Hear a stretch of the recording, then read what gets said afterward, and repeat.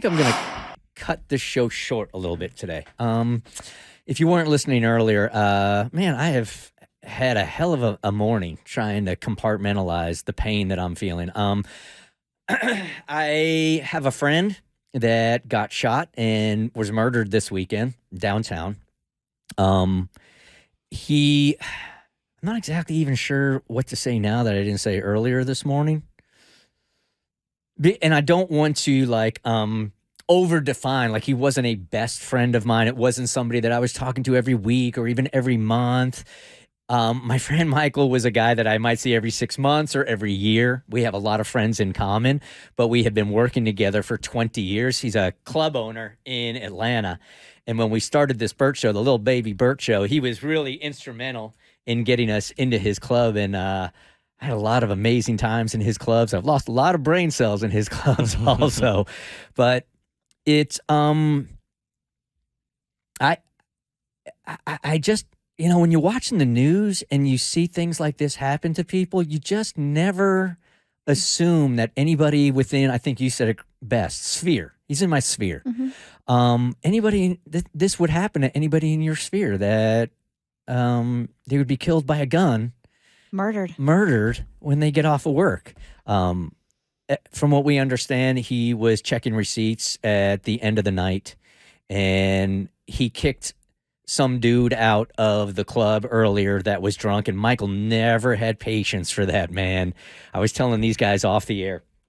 He was the most honorable,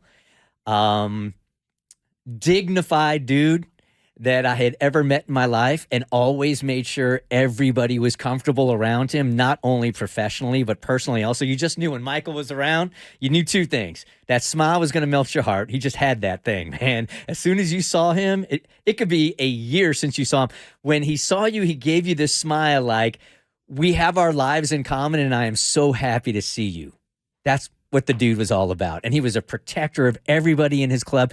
The only time I ever saw him upset was when there was somebody that was drunk and belligerent and disrespecting others in his club, which I'm assuming happened on Saturday night. And he kicked somebody out of the club.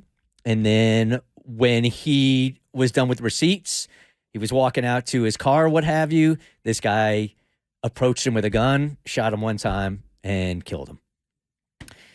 And I'm sitting here over the last couple of days, and I haven't talked about it too much. Tiffany, my fiance, knew him well also.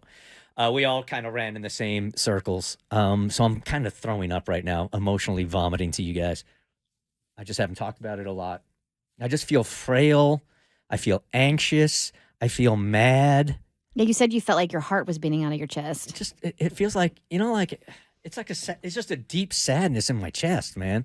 So trying to do this show today and try to be fun and compartmentalize just made me feel like a complete fraud. There are no answers. When you lose somebody like this so suddenly. To gun violence. You guys know how I feel about guns. I really feel like you should be able to own a gun in this country.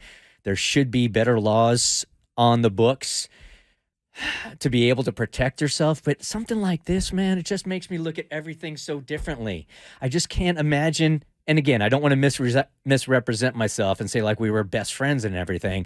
But the fact that he's got 4 kids now that aren't going to grow up with him. Mm-hmm. Middle school and high school kids. For what? He's got the most amazing wife on the planet and an amazing relationship. For what? The guy was good to everybody that came in his life. Everybody.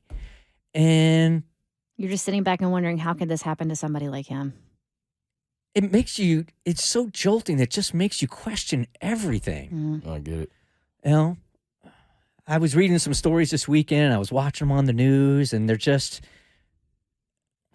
so callous. It's just a name and an age and how many kids he left behind. But, the news doesn't know him. They can't possibly, with every murder, dig and find out what this person is all about and who they are and what their heartbeat really was. He's been around Atlanta for 20 years, and he's just so much more than a club owner. Everybody that came into his orbit was just a better person. And you've done him a huge service by speaking of him the way you did today. Sure. It just feels nonsensical, you guys. It does it all. You know, when you lose somebody, it almost doesn't feel real that you're never going to see them ever again. Like the concept of death doesn't even seem real sometimes. Absolutely. You guys ever had that? Oh, yeah. For sure.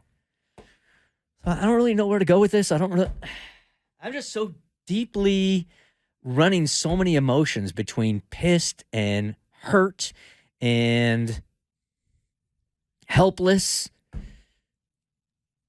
I feel bad that this is where we're at now, man.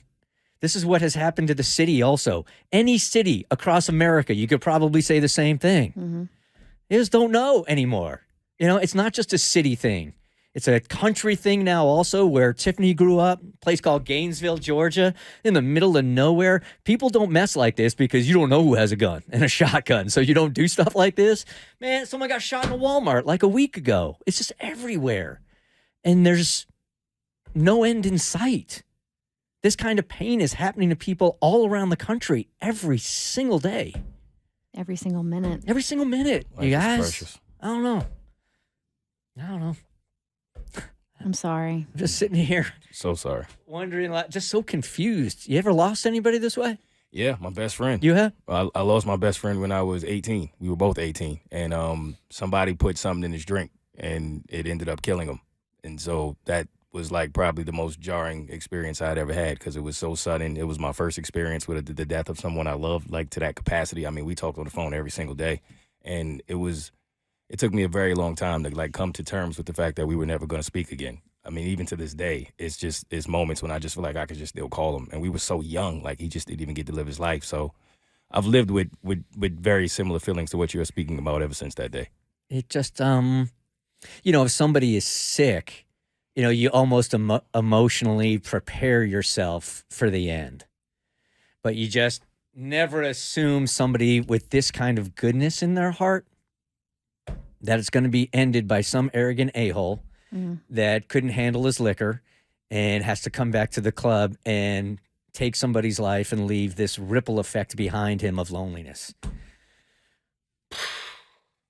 That's how I'm ending it today. It's a Bert Show. The Bert Show.